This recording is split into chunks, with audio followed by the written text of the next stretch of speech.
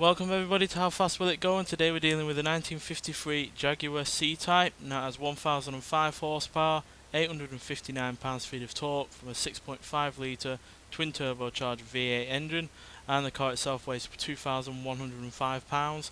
It now has all-wheel drive and it can do 0 to 60 in 2.691 seconds and 0 to 100 in 5.289 seconds. So yeah, we've had the D-Type on previous Forza incarnations, which is obviously a slightly newer, slightly more aerodynamic vehicle than this, but that car went over 270 mile an hour pretty much every time.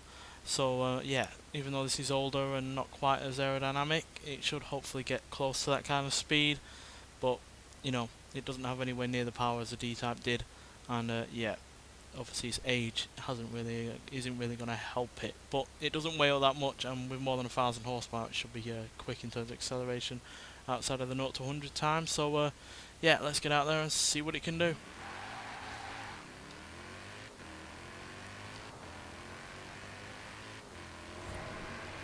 As you can see, no problem accelerating, even well past its original top speed. There's 200 already, 220.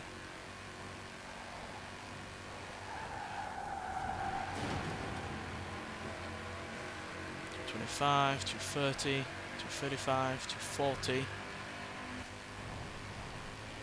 250, briefly there, but we got it again, so it's counting. 255. Oh, very slidey car despite having all-wheel drive now.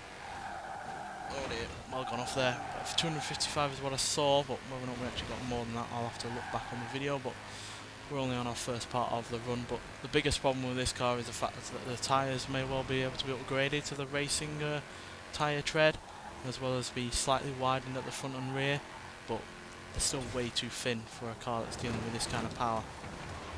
So yeah, lack of traction seems to be our Achilles heel with this car. But 255 mile an hour is not too bad whatsoever, so let's see what we can do on the other way round.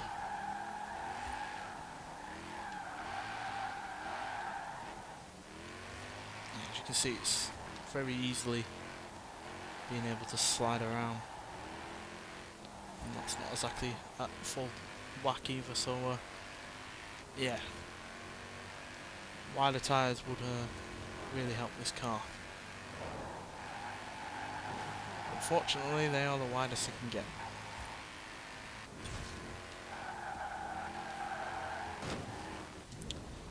Goddamn Audi being right on my driving line there.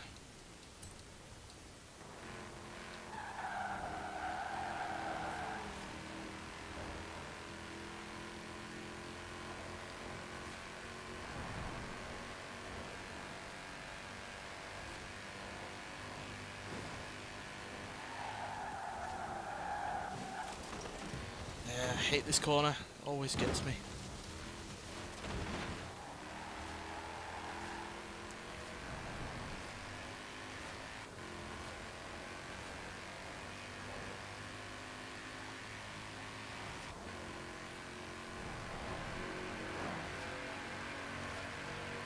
Sometimes I wish I could centralise the speedometer so it's easier to look at while driving.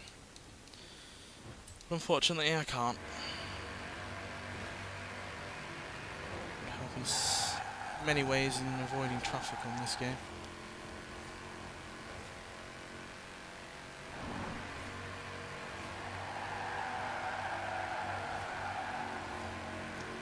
But 255 is all we're going to get, which is not quite as quick as the likes of the D-Type in previous Forza games. I think I got 274 mile an hour in one Forza game with that car. But 255 is not bad whatsoever, to be honest, especially for a car that is from the early 50s and doesn't have the widest tyres imaginable. And yeah, 255 mile an hour is still quicker than a 2018 Aston Martin Vantage, a 2009 Mercedes-Benz SL65 AMG Black Series, and a 2010 Morgan Aero Supersports, and far quicker than the 1965 Austin-Healey 3000 Mark III.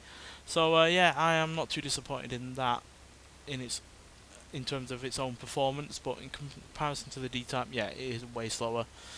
You're talking 19 horsepower slower, so yeah, it is a shame, especially since it's really coming down to the lack of grip really. The traffic wasn't too much of an issue, it was generally down to the lack of grip, especially around corners.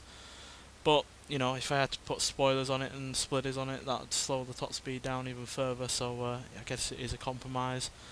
But nonetheless, 255 mile an hour is still more than enough to get into the top 10, so yeah, not too shabby, especially for a car that is as old as it is, because it is the oldest car in the top 10 by 11 years, so yeah, not bothered about that in terms of how much it did, just the fact that it is the oldest car that we've had, and still being able to beat far newer cars is a triumph in itself, and yeah, 255 mile an hour is far from an awful speed.